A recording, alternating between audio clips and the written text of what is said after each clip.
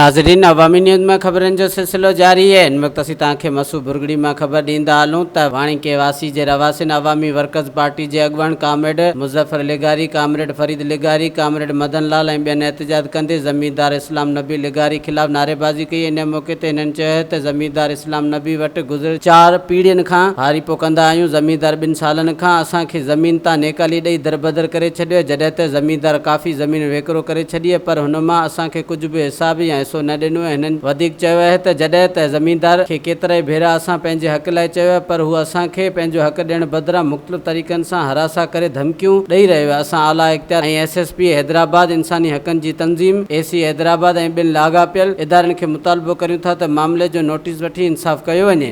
मज़दूरी कनि त हुननि जो गुज़र हले, इलाज जो पैसो न आहे, सो इन करे असां अपील था करियूं सुप्रीम कोर्ट खां ऐं वज़ीर आला सिंध खां ऐं इंसानी हक़नि जे जेके बि तंज़ीमूं उन्हनि खां असां अपील था करियूं। असांजो छा चवंदा आहिनि, असांजो मुतालबो आहे त हिन ग़रीब जी मदद कई वञे, हिन खे हक़ ॾियारियो वञे।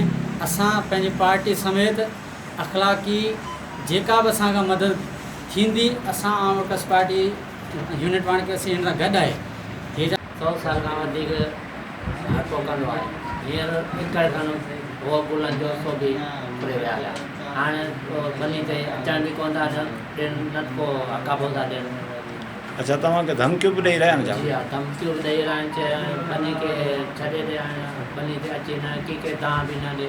हाणे असीं तव्हां की के तव्हां इहो आहे, असांखे ख़तरो आहे त सुभाणे हिन जे कुझु कनि न। वधीक ख़बरनि ऐं तफ़सील जे लाइ विज़िट कयो असांजी वेबसाइट awami news hd.com ऐं ॾिसंदा रहो अवामी न्यूज़ HD।